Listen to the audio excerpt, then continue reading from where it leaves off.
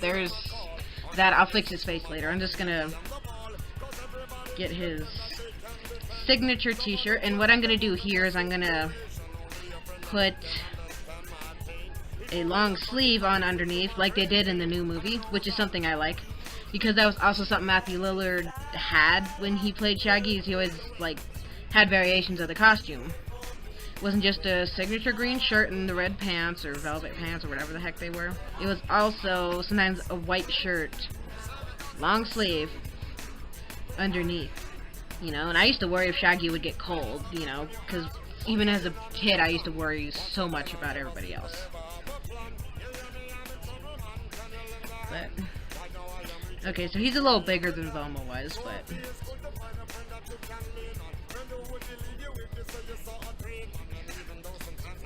and then here's his signature red pants.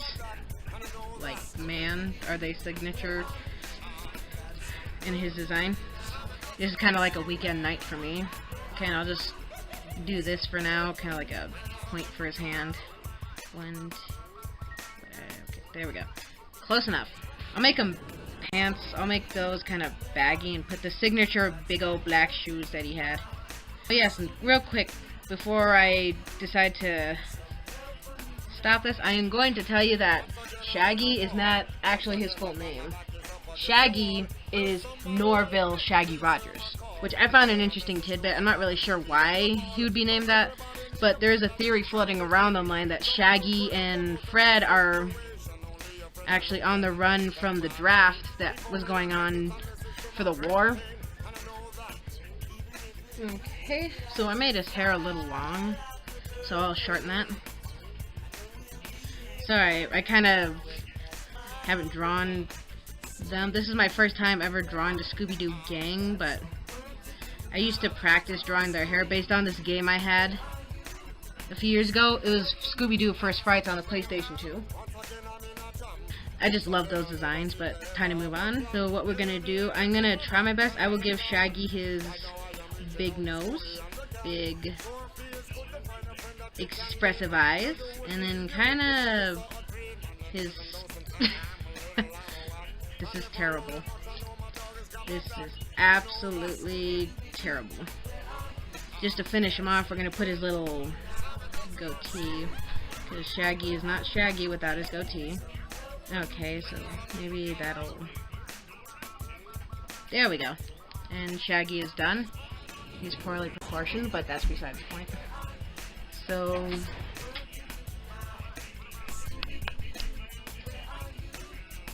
there is Shaggy. The ultimate. The god. Whatever the meme always states. Whatever that meme is always stating about him. We all know Shaggy can pretty much kick Goku's ass. Oops, I cursed. My bad.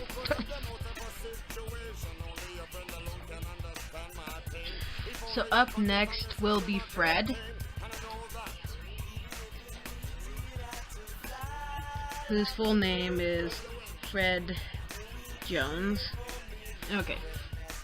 So this one I'm actually really kind of excited for the person they picked that he's voiced by. They're gonna have Zac Efron voice him. And I just love the idea of it, you know? And if a lot of you won't know what I'm talking about while I get into this, but I really want to get into talking about how they designed Freddy in this. Freddy, he's always been kind of the leader, the guy of the group, you know? And a lot of the ones where they're still in the schools and stuff, they're always having him wearing the Letterman's jacket. He's always a jock.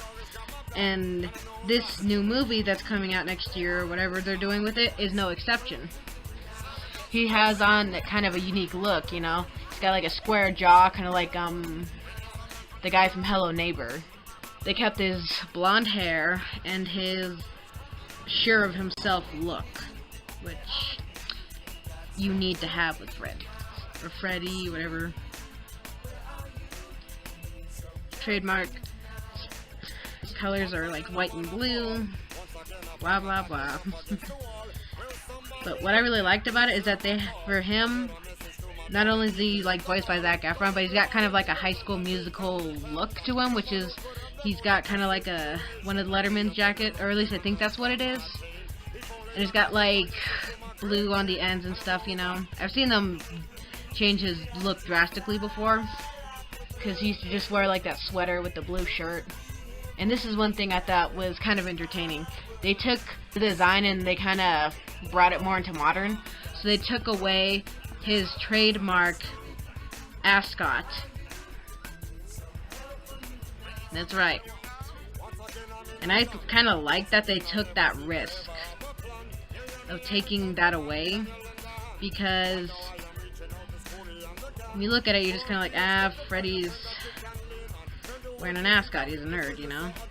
Although that is making a comeback with the designs, but what I liked about that is that they kind of took a risk there, you know? They're like, we're not going to have him be, you know, Fred Jones with the ascot, we're gonna, you know, which would get made fun of in a lot of movies that I've seen of it. You know, they'd make a lot of fun of it, you know, like, why are you wearing that? This is like modern day, which I always kind of had a laugh. Freddy's hair, I can't draw it for nothing, honestly. I'm just gonna do that same, like, fold in on the top. So for me, Freddy was never really one of my favorites. You know, and I'm not saying I hate him, you know, because he's still up above in the, like, tops, you know.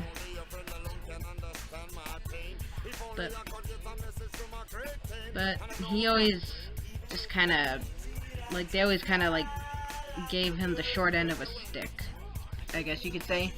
You know, they always gave him the, like, boring character traits, which kind of ruined the idea of Fred, I guess. I don't know what they're originally going for with him, but I always kind of saw him as, like, let's look for clues, I'm the one to follow, and now they just kind of make him the end of a joke every now and then. But, you know, he's always had his ups and downs with his character, like they did in the Scooby-Doo Mystery Inc. series for me a few years ago. They made, like, his dad the mayor or something. I really didn't get the chance to watch that. But I like how they gave his character some development, although the relationship thing was kind of weird for me. You know, because everybody always ships him with Daphne. And yes, I do ship them, but for them to put that as, like, one of the top main focuses was kind of like, you ship it, but once you get that ship on screen, you're just kind of like, oh, well, it kind of takes away from what they were all about. And I don't know, I just never really grew into the idea after that. Okay, he looks like he's kind of like doing a derp face. Okay, so I'm just gonna give him like a smaller nose. So for the new movie, like I said, he will be voiced by Zac Efron, and I love Zac Efron's work. You know, it started with High School Musical, but I've followed him into other films. But there is somebody else that I want to mention, which is the guy who played him in the early 2000 films, which is Freddie Prinze Jr. Originally, from that book I mentioned earlier, I originally found out that Freddie Prinze Jr. had his hair like it's brunette. And, well, he had to bleach it a lot just to get the blonde hair. And he described it in his own words in the book that by the end of filming, he went in and he asked them, are you sure we're done filming? And they were like, yeah, and he just shaved off all his hair because he said it was like, hey, there was no saving it. And I was like, damn. Okay, so this is terrible. I'm drawing him right now. Freddy's always been kind of dressed like, not a nerd, but I'm not really sure what you'd say. So I like that they're kind of giving him like the bad boy look or whatever, the jock look, which is more modern. But at the same time, it is retro in its own way, because a lot of the designs look retro, like, you know, they look like the original designs. But hey, you know, we're so used to that, you know, like the ascots and all that, but I like the details they put onto them and all that. I could just go on for hours about, like, what I love about what they've been doing with it, you know, like I said, they removed his ascot, and I was like, ooh, that's a big risk, and I like it, because people often made the joke about it, that was his defining trait, was that he was just the blonde guy with the ascot, which kind of killed his character. I'm gonna say this now because we all have to face this reality eventually. We do have to bring Scooby-Doo and them into modern day if we want any of their franchises to like be made or continued in the future. We do need to upgrade the designs every now and then, you know. And I like how drastically different Freddy's is from his original, because Freddy, he's always been kind of a ignored one. And it's gonna do a little fist for him because, you know, big tough guy. It is just kind of a interesting thought just to put out there, is that them changing his design as drastically as they did, the big chin and all that. You don't hate it, you don't love it, but we're not gonna know exactly how we feel until the film comes out. And that's what I'm kind of excited to see, is to see them come back to the big screen. Okay, so his proportions are off as well, but this is Fred Jones. Up next, we are going to do Miss Daphne Blake.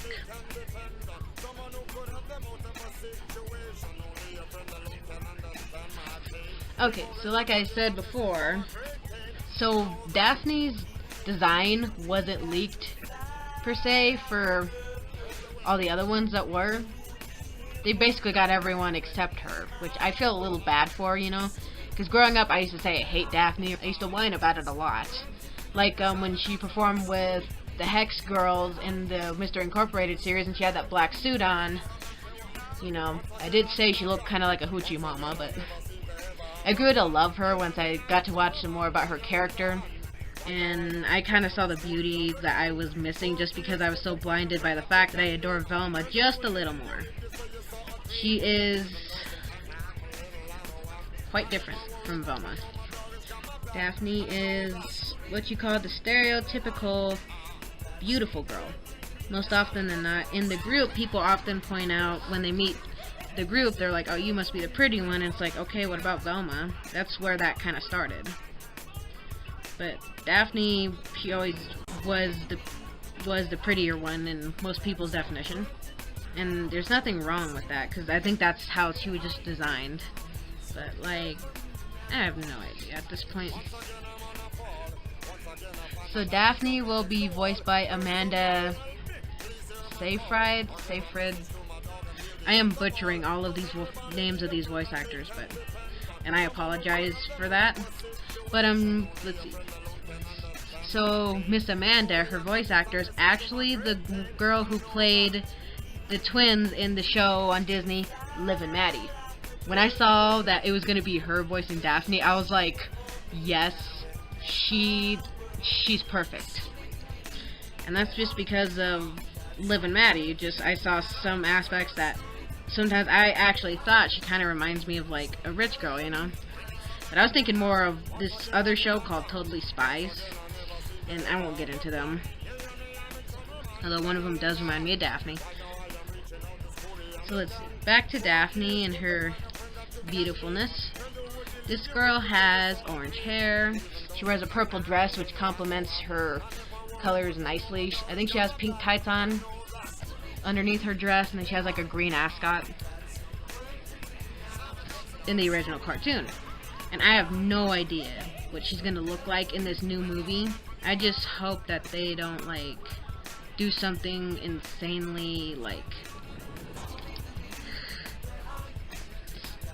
okay, I kind of do hope they do something insanely different, but like where she's still recognizable, where you look at that and you're like, yeah, that's Daphne.